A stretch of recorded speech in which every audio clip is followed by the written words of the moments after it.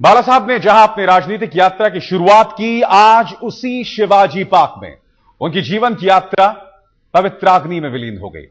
बाला साहब कोई साधारण व्यक्ति नहीं थे अपने शिव सैनिकों के लिए, और यह बात आज उनकी अंतिम यात्रा में उमड़ी भीड़ को देखकर फिर से साबित हो गई। शिवाजी पार्क से शिवाजी पार्क तक की इस यात्रा में हम उनके राजनीतिक कद को मापने की कोशिश करेंगे।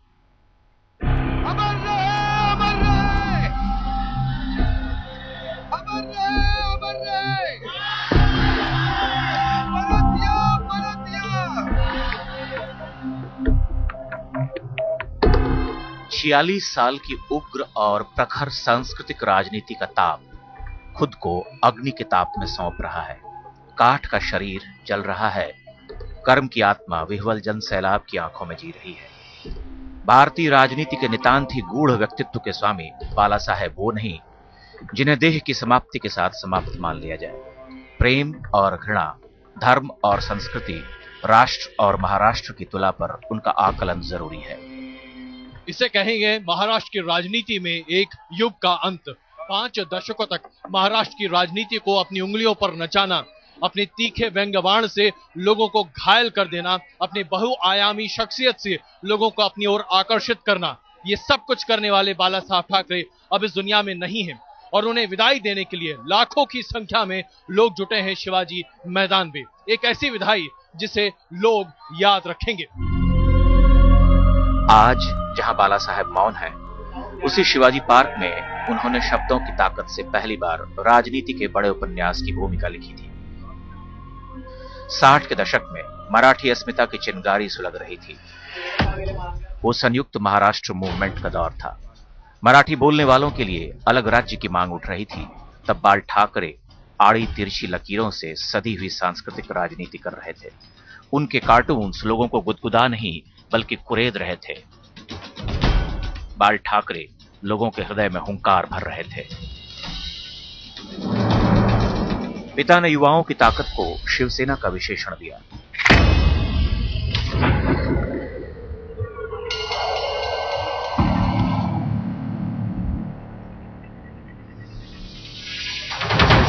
बाल ठाकरे को बल मिला, कार्टून के चरित्र बदलने लगे। अब उनके लक्ष्य पर कम्युनिस्ट और सोशल लीडर्स आ गए। मार्मिक पत्रिका ने लोगों के मर्म को भीतर तक बेधा। लोगों तक ये संदेश जाने लगा कि मराठी बोलने वालों का युद्ध सिर्फ बाल ठाकरे ही लड़ सकते हैं।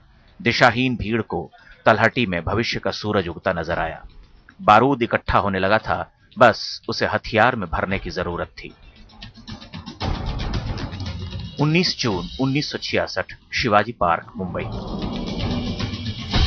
20,000 से ज्यादा की जमात शिवाजी पार्क आ पहुंची। पिता प्रबोधनकार ठाकरे ने पहले ही भ्रमित युवाओं को शिवसेना का नाम दे दिया था। जैसे जैसे उन्होंने अपने पेन एंड ब्रश दोनों का इस्तेमाल करना शुरू किया उससे, तो मार्मिक के ऑफिस में भीड़ बढ़ने लगी और उनके पिताजी, जो मशहूर सबको नाम उनका मालूम है, प्रबोधनकार ठाकरे ऐसे नाम से वो जाने जाते हैं। प्रबोधनकार ठाकरे जी ने उनको पूछा कि बाल, अपने बेटे से बात कर रहे थे वो, कि बाल ये इतनी भीड़ हो रही है, ये भीड़ का आप क्या करेंगे? उनकी कुछ यूनियन, तो बाला साहब ने जवाब दिया कि क्या करना है? तो उन्होंने बोला, अरे जल्दी से जल्द उनकी यूनियन कुछ करना चाहिए, इतने आदमी आ रहे हैं, तरस रहे हैं अपने हकों के लिए। तो नाम भी प्रबोधनकार ठाकरे ने दिया, शिवसेना। ये आरंभ था। गर्मी का मौसम बीता, कार्तिक का मास आया। दशहरे के दिन शिवसेना ने पहली बार जनता की शक्ति का परिचय दिया। बाल ठाकरे एक विशाल रैली आयोजित करने में सफल हो गए।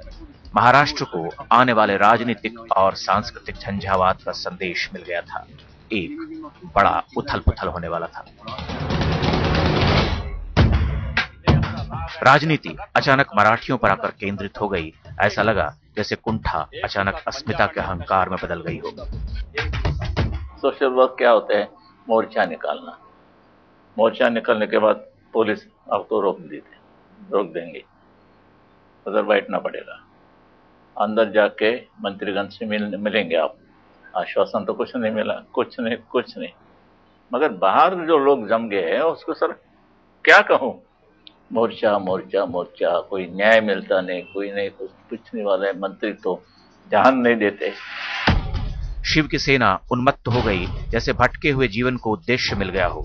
मराठी मानुष ने भद्रता के लोक को रौंदना शुरू कर दिया, जिसे सबसे ज्यादा दक्षिण भारतीय लोगों ने भोगा।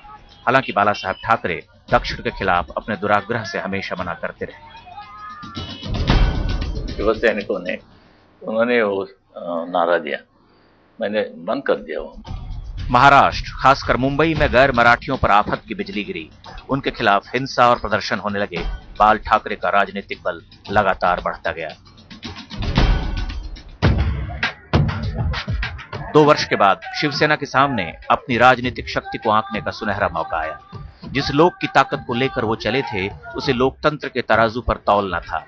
1968 में शिवसेना बंबई म्युनिसिपल कॉर्पोरेशन के चुनाव में उतरी।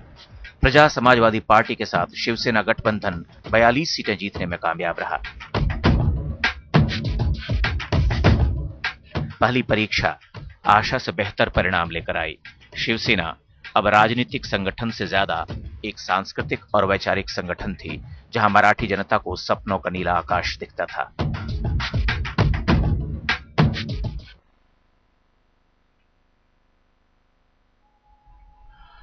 सत्तर के दशक में बाला साहब की राजनीति मराठी अस्मिता पर ही केंद्रित रही। उनकी महत्वाकांक्षा मुंबई तक सीमित रही। उन्होंने हालात के मुताबिक सत्ता के केंद्रों से अपने रिश्ते बनाए भी और बिगाड़े भी।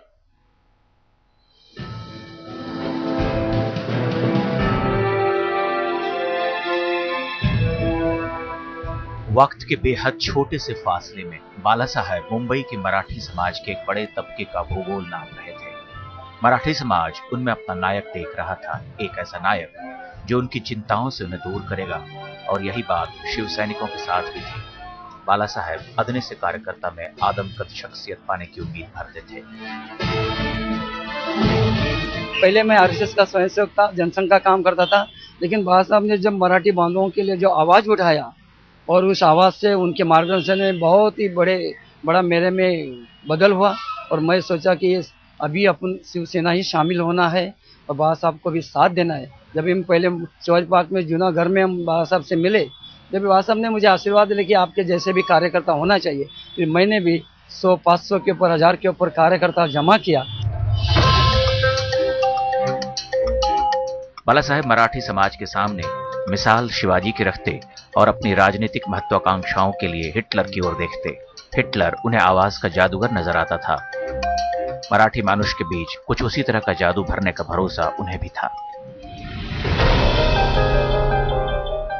1970 के दशक तक मुंबई की राजनीति में बाला साहब की मौजूदगी असरदार तो रही, लेकिन सूबे की सत्ता में उसकी पहचान अभी बाकी थी। 80 के शुरुआती वर्षों में भी वो मुंबई तक ही प्रभाव दिखला सके। 1986 के बीएमसी चुनाव में बाला साहब जीते। इस जीत के बाद बाला साहब की राजनीति का विस्तार हुआ। मुख्यमंत्री वसंत दादा पाटिल ने एक सवाल पूछा था, मुंबई तो महाराष्ट्र में है, लेकिन क्या महाराष्ट्र भी मुंबई में है? बाला साहब को मुद्दा मिल गया, जिसकी परिणति हिंदुत्व के रूप में हुई। खुद को शिवसेना प्रमुख कहते हैं और अपने कार्यकर्ता जो है उनको वो सैनिक नाम से पुकारते हैं। So it's like functioning like army. वो आर्मी चीफ ऑर्डर देता है, आर्मी चीफ जब ऑर्डर देता है तो जवान फॉलो करता है, और वैसा ही उनका हमेशा चलता है। जो इशू सामने आता है वो इशू पर उस दिन की उनकी पॉलिसी रहती है। वैसे परमानेंट पॉलिसी उनके लिए 2 ही थी, एक थी मराठी मानुष एंड दूसरी थी हिंदुत्व। मराठी मानुष और गैर मराठियों के उत्पीड़न से हटकर बाला साहब उग्र हिंदुत्व के एजेंडे पर आ गए। 1989 में पार्टी का मुखपत्र सामने आया। अब ठाकरे कार्टून बनाना बंद कर चुके थे, ये वक्त हथियार बदलने का था। बाला साहेब ने शब्दों से आग उगलना शुरू कर दिया। उन्होंने अपने लेखों से धर्मनिरपेक्षता की अवधारणा को ध्वस्त कर दिया। उनकी भाषाई नदी पत्रकारिता और लोकतंत्र के तटबंधों को तोड़कर बह रही थी। एक ओर वो लेख लिखते, दूसरी ओर अपने भाषणों से लोगों को ललकारते। तुमच्याकरता झटतायत, मरतायत, काम करतायत आणि तुम्हाला काहीतरी देतायत, ही गोष्ट ही मला पाहिजे। अयोध्या में विवादित ढांचा गिराया जा चुका था और मुंबई ने पहली बार दहशत का गुबार देखा। 1992-93 में बंबई दंगों की आग में झुलसने लगी। 850 से ज्यादा लोग मारे गए। जब बंबई जल रही थी, तभी बाला साहब ने फिर आग उगली। जनवरी 1993 में उन्होंने सामना में संपादकीय लिखा, जिसमें उन्होंने भारतीय मुसलमानों को देशभक्त कहा तो बाहर से आए मुसलमानों पर टूटकर बरस पड़े। बार बार जनता की धार्मिक भावनाओं से खेलने वाले बाला साहेब ठाकरे पर कानूनी कार्रवाई का खतरा मंडरा रहा था, लेकिन सूबे की कांग्रेस सरकार उन्हें गिरफ्तार न कर सकी। सरकार देखती रह गई, ठाकरे अपने ठसक से जरा भी नहीं डिगे। महाराष्ट्र की राजनीति में बाला साहेब का कद बड़ा होता गया। आज तक ब्यूरो। 90 के दशक में वो चरम पर थे। शिवसेना बीजेपी के साथ मिलकर चुनाव जीतने में कामयाब रही। बाला साहब किंग मेकर बन गए, लेकिन 5 साल के बाद ही उनके लिए हालात मुश्किल होने लगे। राजनीति के साथ साथ निजी जिंदगी में यह उनके लिए एक कठिन दौर था। त्यावेळेला देशावरती ज्या वेळेला गंडांतर आलेली आहेत, आक्रमण झालेली आहेत, त्यावेळेला आपला महाराष्ट्र उभा राहिलेला आहे। शिवराय नसते तर सगळ्यांची सुमता झाली असती। बाला साहेब ठाकरे गरज रहे थे। जब न होत शिवाजी तब सुन्नत होत सबकी। लेकिन सियासत में अपने विरोधियों को मात देने वाले ठाकरे अचानक किसी अपने से मात खा गए। 1991 में उनके बेहद करीब रह चुके छगन भुजबल साथ छोड़कर चले गए। मंडल कमीशन के तहत बाल ठाकरे ओबीसी रिजर्वेशन का विरोध कर रहे थे, जबकि भुजबल मंडल कमीशन की सिफारिशों को लागू करने के पक्ष में थे। विचारों की राजनीति का साथ यहां आकर विचारों में मतभेद के कारण ही छूट गया। बड़ी समर्थक राजनीतिक भुजाओं में से एक भुजा चली गई थी, लेकिन अभी सहस्र भुजाओं का बल साथ था। यह बल भीड़ का था। जनता के दिल में बने रहना उनका आखिरी मकसद था।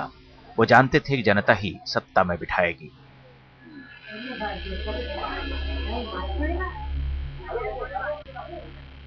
आखिरकार वो वक्त भी आया जब बाला साहेब की राजनीतिक महत्वाकांक्षा पूरी हुई। 24 मार्च 1995 को बीजेपी शिवसेना गठबंधन ने महाराष्ट्र विधानसभा चुनाव में जीत दर्ज की। वो मुख्यमंत्री की कुर्सी पर तो काबिज नहीं हुए, लेकिन मुख्यमंत्री की कुर्सी पर किसे बिठाना है, यह अधिकार जरूर उनके पास आ गया। सूबे के मुख्यमंत्री बने शिवसेना के मनोहर जोशी और उप मुख्यमंत्री की कुर्सी गोपीनाथ मुंडे को मिली, लेकिन यह सब बस दिखाने भर का था। सत्ता की बागडोर तो बाला साहेब के हाथों में ही थी। बाला साहेब राजनीति में वहां पहुंच चुके थे जहां पहुंचने की चाह उनकी पहले से थी। सियासत अपनी चाल चल रही थी और किस्मत अपने खेल दिखा रही थी। ये वही दौर था जब बाला साहेब की जिंदगी उन्हें 2-2 घाव दे गई। 1995 में उनकी पत्नी मीना ठाकरे गुजर गई। पत्नी के जाने की पीड़ा अभी भरी भी नहीं थी कि 20 अप्रैल 1996 को बड़े बेटे बिंदु माधव ठाकरे की सड़क हादसे में मौत हो गई। एक ओर राजनीति का ऐश्वर्य दमक रहा था, दूसरी ओर जिंदगी में संबंधों का महल भग्न हो रहा था। देश समाज की परिस्थितियों पर कार्टून बनाकर खेलने वाले बाला साहेब के सामने परिस्थितियां गूढ़ लकीरें खींच रही थी। 1999 में बाला साहेब एक बार फिर चुनाव मैदान में अपनी पार्टी की ताकत आजमाने उतरे, लेकिन इस बार उनका बल जाता रहा। साल 2000 में शिवसेना सुप्रीमो को गिरफ्तार कर लिया गया। यह गिरफ्तारी 1993 में लिखे भड़काऊ एडिटोरियल के लिए हुई थी। कुछ देर के लिए मुंबई सन्न रह गई। अदालत में यह केस फौरन खारिज कर दिया गया, क्योंकि जुर्म और मुकदमे के बीच का फासला बहुत लंबा हो चुका था। बाला साहेब की गिरफ्तारी ने पहली बार यह संदेश दिया था कि हर साम्राज्य का सूरज कभी न कभी डूबता है। विपक्ष में बैठे बाला साहेब जनता के सामने अपना पक्ष मजबूत करने के दांव तलाशने लगे। 5 साल की सरकार जब सूबे में रही तो मराठी मानुष ने बदलाव के नाम पर सिर्फ बंबई को मुंबई में बदलते देखा था। फिर राजनीति वहीं लौटी जहां से शुरू हुई थी। मराठा मानुष दोबारा केंद्र में आया और इस रणनीति के साथ आया कि मुंबई सिर्फ और सिर्फ उनकी है। ठाकरे जब चले थे तो उनके निशाने पर दक्षिण भारतीय थे और अब उत्तर पूर्व के लोगों पर उनका निशाना था। मुंबई में बिहार और उत्तर प्रदेश के लोगों पर हमले शुरू हो गए। शिवसेना में जब अगली पीढ़ी के नेता की तलाश शुरू हुई तो बाला साहब पुत्र मोह में पड़ गए। पार्टी में असंतोष पसरने लगा और उनके वफादार साथी छूटने लगे। राज ठाकरे ने दिसंबर 2005 में उनका साथ छोड़ा तो शिवसेना का वोट बैंक दरकने लगा। उम्र ढलान पर थी और बदन की ऊष्मा जा रही थी। बूढ़े हो रहे बाला साहेब को शिवसेना की नई पीढ़ी का नायक चुनना था। जिस मराठी मानुष के लिए बाला साहेब संस्कृति की लड़ाई लड़ने के दावे करते रहे, उसी मराठी मानुष के सामने उन्होंने सत्ता की अंधी संस्कृति का कमजोर चेहरा पेश कर दिया। पार्टी के तमाम बड़े नेताओं की छवि पुत्र के आगे धूमिल होती गई। उन्होंने अपने बेटे उद्धव को अपनी गद्दी का अगला हकदार घोषित करने का मन बना लिया था। शिवसेना यूं तो सेना जैसे अनुशासन के लिए जानी जाती थी, लेकिन यहां आकर सेना के कमांडर ने योग्यता को दरकिनार कर दिया। शिवसैनिक जो पिछले 4 दशक से उनके लिए निष्ठावान थे, अब टूटने लगे। 2005 में बाला साहेब के वफादार साथियों ने साथ छोड़ना शुरू कर दिया। पहले संजय निरुपम गए, फिर कद्दावर नेता और पूर्व मुख्यमंत्री नारायण राणे ने उनसे किनारा कर लिया। 2005 का सबसे बड़ा सदमा अभी बाकी था। साल के आखिर में भतीजे राज ठाकरे ने भी साथ छोड़ दिया। विरासत की जंग में बाला साहेब के विवेक को हारते देखकर राज ठाकरे ने राह बदल ली। राज ठाकरे ने अपनी पार्टी बना ली। मराठी मानुष का दूसरा झंडा बरदार खड़ा हो गया, जिसने तेवर में अपने चाचा बाला साहेब को अपनाया था। मराठों का वोट बैंक बंटने लगा। बाला साहेब तिलमिला उठे। आता चुकलं नाही असू द्या, लहानपणापासून आमच्या खांद्यावर खेळवलेले कोण असं काय करेल त्याला निश्चित सांगायचं आहे। हे जर आहे शिवसेनेतनं बाहेर पडला, सगळ्या गोष्टींना बाहेर पडला। पुत्रमोह में वो उद्धव को तरजीह तो दे गए, लेकिन राज की कमी उन्हें भी खलने लगी थी। सियासी रिश्ताकशी में रिश्ते छिलने लगे। छोटासा सरळ प्रश्न आहे की राज ठाकरेने घेतलेला निर्णय योग्य होता का अयोग्य होता, हे फक्त बाळासाहेबांनी सांगा। अयोग्य होता तर तो माणूस अजून तिकडे का, आणि योग्य होता तर मग माझे दुसरे निर्णय कसे काय चुकले, हाच कसा बरोबर निघाला।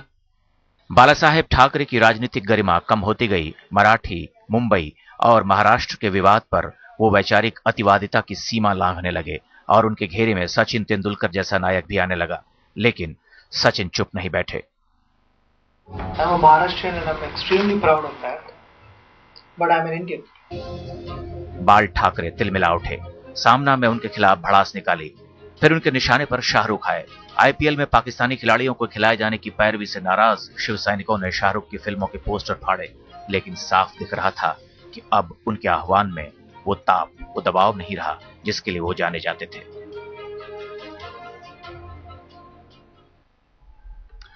शनिवार की दोपहर बाला साहब हमेशा के लिए चुप हो गए, लेकिन उनके खामोश होने के बाद लाखों चेहरे भावनाओं के समंदर में तैरने लगे। बाला साहब की अंतिम यात्रा पर मुंबई उनके साथ चल रही थी। मराठी अस्मिता के नायक को श्रद्धांजलि देने के लिए मराठी मानुष उमड़ पड़े। उम्र और बीमारी देह को जकड़ रही थी। इस साल दशहरे के मौके पर शिवाजी पार्क में जब रैली हुई तो बाला साहब नहीं आ सके। बस उनका संदेश आया। संदेश अपने खानदान के राजनीतिक भविष्य पर मंडरा रहे संदेह के बादलों से घिरा था। कांपती आवाज समर्थकों से कृपा मांग रही थी। उद्धव और आदित्य ठाकरे को सहर्ष स्वीकार करने की प्रार्थना कर रही थी। उद्धव, आदित्य, हे मी तुमच्या ते लागले असतील तर विसरून जा, पण मी लागलेले नाही। तुम्हीच त्यांचा स्वीकार केलेला आहात। हे सोनिया गांधींचं सारखं घराणं नाहीये, गांधी घराणं नाहीये। हे मी तुमच्यावरती लादलेलं नाहीये आणि म्हणून मी सांगतो, सांभाळून घ्या। मला सांभाळलं, तुला सांभाळा, आदित्याला सांभाळा आणि महाराष्ट्राचा उत्कर्ष करून द्या, असेच मी आपल्या चरणी नतमस्तक होऊन प्रार्थना करेन। इमानाला महत्व द्या, आम्हाला नाही, एवढंच। इसी साल उद्धव ठाकरे 2 बार अस्पताल में भर्ती हुए। राज ठाकरे राजनीति की दीवार लांघकर रिश्तेदारी निभाने आए। सियासी हलकों में यह चर्चा होने लगी, क्या बाला साहेब की विदाई इन दोनों के लिए एक नए राजनीतिक जीवन का शुभारंभ करेगी? इस सवाल का जवाब अभी बाकी है। मैं राज और उद्धव को साथ देखना चाहता हूं, और अगर दोनों साथ आते हैं तो इससे बेहतर कुछ नहीं हो सकता। इसी बीच जीवन और मृत्यु के संघर्ष में बाला साहेब की कमजोर देह ने मृत्यु के आगे समर्पण कर दिया। मुंबई की सड़कों पर भावनाओं की नदी उमड़ पड़ी, लेकिन वो नदी आज भद्रता के दिव्य बांध से बंधी थी। उद्दंड होकर उत्पात नहीं मचा रही थी। मातोश्री से जब बाला साहेब के पार्थिव शरीर को शिवाजी पार्क ले जाने की यात्रा शुरू हुई तो सड़कों पर सिर्फ लोग दिख रहे थे। दृष्टि का विस्तार जहां तक जा रहा था, भीड़ अपार थी। आम जनता, नेता, अभिनेता, उद्योगपति, सब मराठी जनमानस के इस अधिपति को श्रद्धांजलि देने आए। भीड़ को देखकर यकीन हो गया कि मुंबई का मराठा मानुष अब भी अपना नायक बाला साहेब को ही मानता है। पुत्र मोह और राजनीतिक गलतियों ने भले ही उन्हें कमजोर बनाया, लेकिन मेरुदंड टूटा नहीं।